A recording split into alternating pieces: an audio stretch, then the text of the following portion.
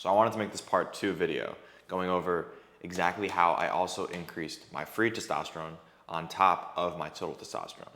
Part 1 I posted a few weeks ago. If you haven't watched that, go watch that video. There's a ton of value in there as well of how I went from 5'11 to 1369 testosterone in 6 months. But in that time frame, I also increased my free testosterone because a lot of you guys are asking, show me your free testosterone, show me your free testosterone. Okay, no problem.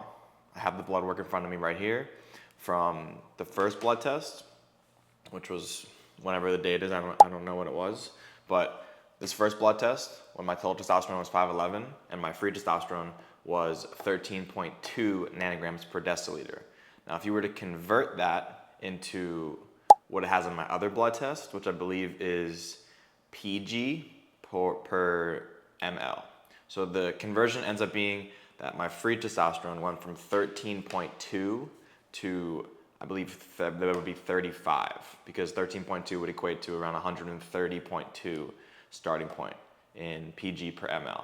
The units are fucked up and it's confusing, but regardless, I went from either you could say 13.2 to 35 ng per dl, or 130.2 to 350, okay? So whatever floats your boat, it makes the most sense in your brain. Blood work is right here.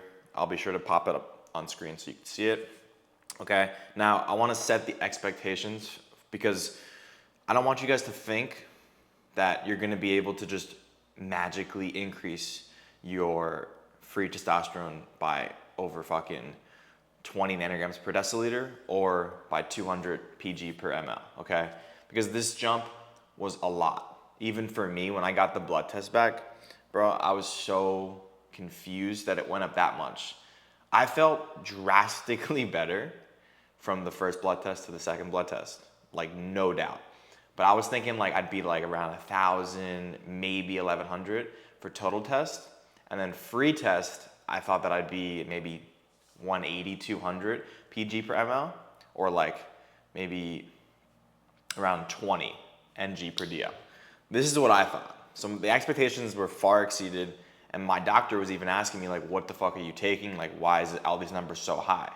You know, I'm trying to be transparent with you guys to set the expectations that perhaps I'm a genetic anomaly. I have to go get my blood test done in the next like couple weeks, probably in the beginning of November is when I'll do it. And we'll see where we're at this point. Because I definitely don't feel right now as if I'm at that same stage.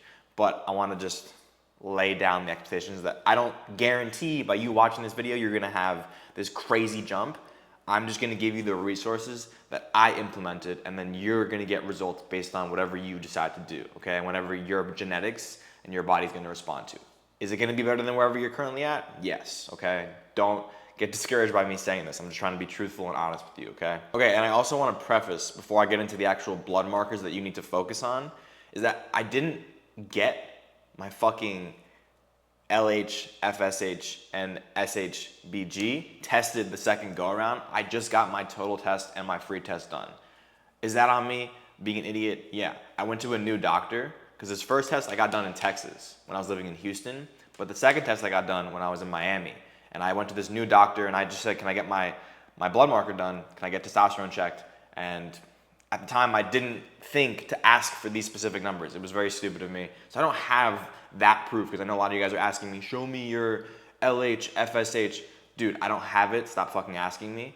I can tell you just free test and total test. Do with that information as you please. It is what it is to me, okay? Let me just go there. Now, blood markers that you need to focus on. SHBG, albumin, estradiol, cortisol, LH, and FSH. These are crucial.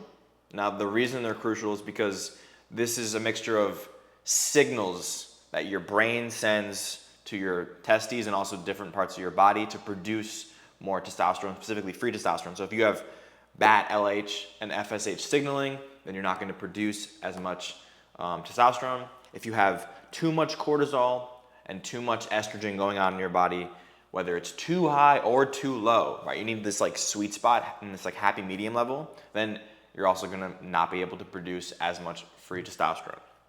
Albumin, kind of the same thing. You don't want this number to be out of whack. And then SHBG, if that number is too high, that means that your free testosterone is being binded up, right? The sex hormone binding globulin. This is directly responsible, I'd say, for a lot of guys that I've seen and having low free test, but having decent total test numbers, is when this SHBG is too high. And this is pretty common. There's a lot of reasons that I'm going to cover in this video on how to fix that, and also why this happens to you guys in the first place, okay? So these are the blood markers that you need to get tested to see where you're at, okay? Now, the minerals and the deficiencies that you have that are leading to these bad blood markers, if you do have the answers and you know what your blood is, if you don't, figure that out, is you need magnesium glycinate, okay? This is gonna lower SHBG. Then you're gonna want zinc, crucial for androgen response, okay? Then you're gonna want boron. Boron is something that I'd say most people don't get. You can really only get it food-wise. I think from avocados is a good source. So if you're not eating avocados, make sure you do that. But boron, and this is all like supplements that I take on top of trying to get it from real foods as well. And I try to recommend taking liquid forms of all these supplements or powders. Don't take pills just because the absorption rate is much lower with pills than it is with liquids or with powders. Just keep that in mind. So boron's very effective in lowering SHBG, probably the most effective when it comes to lowering that marker out of all of these that I'm about to talk about. And then we have Shilajit. This is gonna improve mitochondria, energy and function. And obviously the mitochondria, we learned it in like 7th grade biology, powerhouse of the cell. It applies in real life. Who would have thought? That's like the only thing that I remember from fucking school is that. So these are the first 4 that are very important. And then one that people know about, but for some reason still don't give as much credit and kind of like emphasis on, is that vitamin D3. You need to have vitamin D3 optimized. Androgen receptor density is going to be increased as a byproduct of this. Total free testosterone is going to increase. All of these are going to help increase free testosterone, okay? So make sure that you add these to the repertoire. And then optional supplements that you can add is going to be Tongkat Ali and ashwagandha. Now, there's more conclusive studies on these 2 supplements than like Fedosia agrestis is one that I heard people talk about. I forget, Rhodolia something is another one. You've probably heard of it. And I think there's another one that I'm thinking of that it's slipping from my mind. But Tongkat Ali and ashwagandha have the most studies. And I think Tongkat Ali is the best for increasing total test, but ashwagandha is probably more effective for increasing free test just because it has more of an effect on cortisol and lowering that. And if you have lower cortisol, then as a byproduct, you're gonna have lower SHBG, lower estrogen production, and then therefore more active testosterone moving throughout your body, okay? So these are the minerals that you probably are deficient in and that you should optimize before you do anything else, okay? So that's the first thing. Then when it comes to, I'm gonna go over dosing of those minerals in a bit, but I wanna just kind of jump ahead here to what you definitely need to get rid of if you want to see results, okay?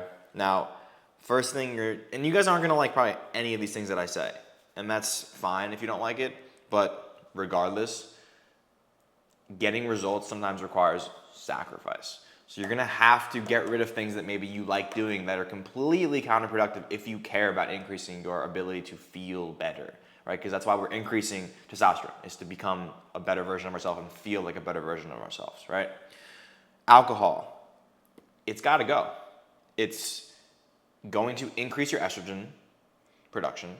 It's going to crush your liver's ability to detox toxins. And if you can't detoxify your body, what do you think happens to your hormones?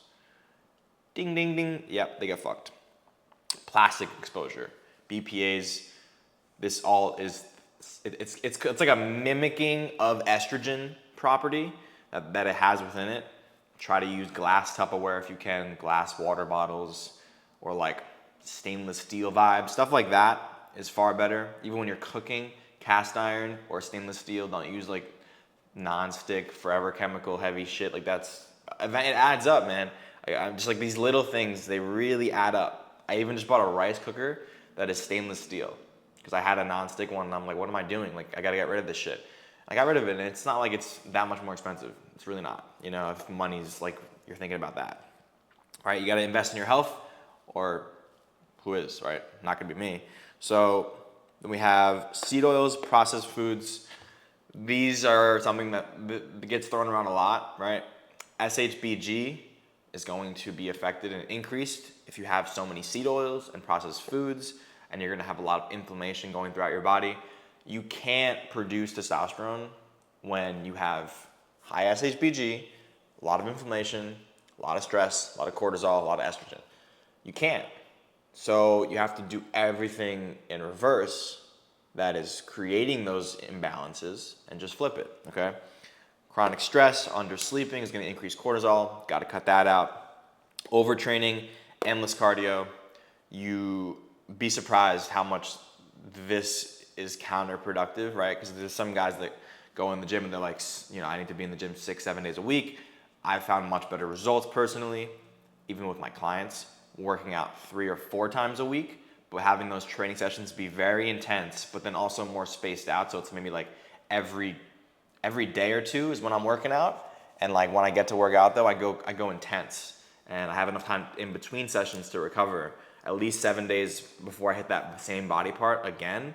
And then I'm making sure that my nervous system is recovering, because not only do we have muscular recovery that has to happen, and like ligaments, tendons, and connective tissue that all have to recover, your bones, like all your joints, like these things need to rest and heal as well before you hit them again, or at least the associative muscular group that's nearby that area.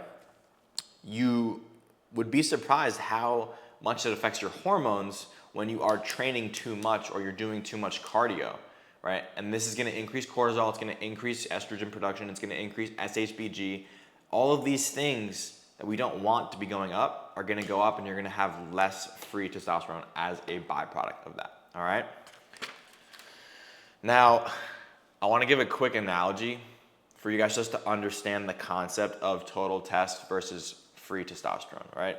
Think of total test as the amount of money in your bank account, right? Let's say you have $1 million in your bank account, but you can't use any of that. So if total test is the total amount of money, and free test is the amount of liquid cash that you can have access to and use, what if it was 0 out of your million? Then that million has no inherent value because you can't use it and make it do stuff, right? That's the same thing when it comes to somebody who has maybe 500, 600 total tests, but their free test is like far lower than it has to be, and all you have to do is add a couple of these things and remove a couple of these things, and that number is going to drastically skyrocket, and you're going to have more liquidity accessible to you.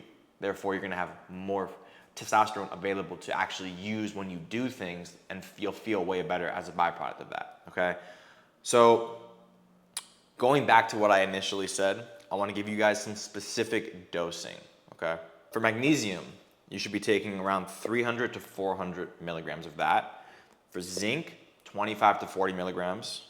Boron, 6 to 10 milligrams. Shilajit, 250 to 500 milligrams.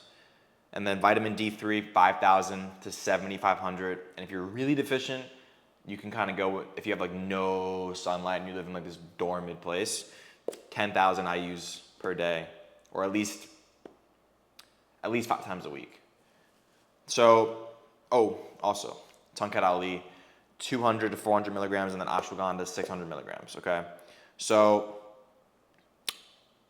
quality of these supplements, like I said, liquid or powder is ideal. And make sure you're getting like high pharmaceutical grade production if you can. When it comes to the Tongkat Ali, right? I forget the specific, how to pronounce it. I think it's like Uricoma is what it should say. Uricoma longifolia, I think, is what it should say on the packaging. So if it doesn't say that, then it's probably not good. I'm not gonna give you guys the links to this shit. If you want links to that, it's in my school community in the description down below.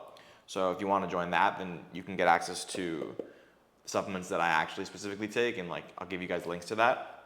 And then for the ashwagandha, just try to find like a singular ingredient based ashwagandha powder. Don't go for like those multi fucking vitamin vibes where it has like a 10 in 1 of like everything put together. Those are the worst. Don't buy those, okay? So that's dosing, pretty simple, okay? Hopefully that makes sense. Now when it comes to like just the actual mindset of this, don't get discouraged. Number one, if you have low test and low free test, or okay test and then pretty bad free test, don't get discouraged. If you aren't where you want to be, I promise you, by optimizing what I suggested to do in this video, you will see very good results. Will they be the results I got? I cannot guarantee that. Okay, perhaps I'm a genetic anomaly, but I'm sure some of you are genetic anomalies and you will see very good results from that. Others may not see the best results. But do you want to see perfect results or do you want to just get better, right? This is the goal. I don't know who said it, but don't let perfection be the enemy of good, okay?